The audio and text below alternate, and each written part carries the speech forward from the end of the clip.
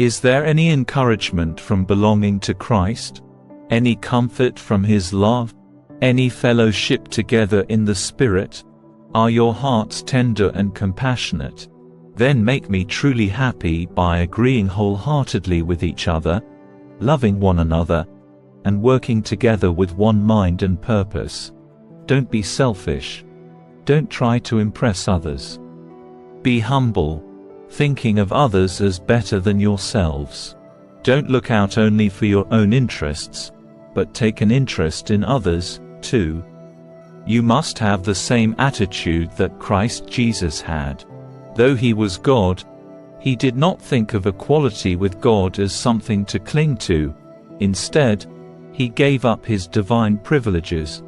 He took the humble position of a slave and was born as a human being.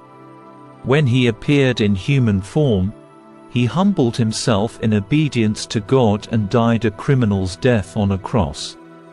Therefore, God elevated Him to the place of highest honor and gave Him the name above all other names, that at the name of Jesus every knee should bow, in heaven and on earth and under the earth, and every tongue declare that Jesus Christ is Lord, to the glory of God the Father. Dear friends, you always followed my instructions when I was with you. And now that I am away, it is even more important. Work hard to show the results of your salvation, obeying God with deep reverence and fear. For God is working in you, giving you the desire and the power to do what pleases Him. Do everything without complaining and arguing, so that no one can criticize you. Live clean, innocent lives as children of God, shining like bright lights in a world full of crooked and perverse people. Hold firmly to the word of life. Then, on the day of Christ's return, I will be proud that I did not run the race in vain and that my work was not useless. But I will rejoice even if I lose my life, pouring it out like a liquid offering to God, just like your faithful service is an offering to God. And I want all of you to share that joy. Yes, you should rejoice, and I will share your joy.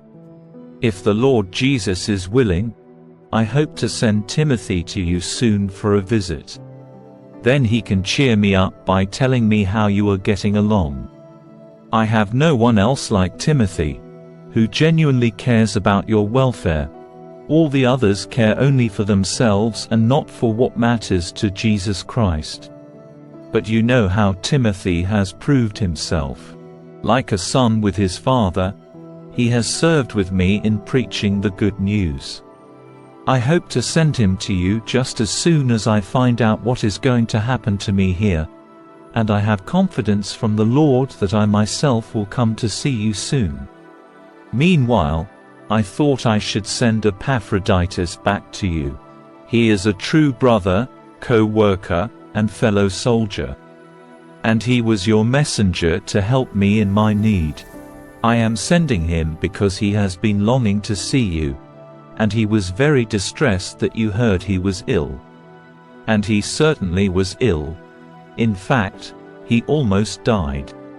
But God had mercy on him, and also on me, so that I would not have one sorrow after another. So I am all the more anxious to send him back to you, for I know you will be glad to see him, and then I will not be so worried about you. Welcome him in the Lord's love and with great joy, and give him the honor that people like him deserve. For he risked his life for the work of Christ, and he was at the point of death while doing for me what you couldn't do from far away.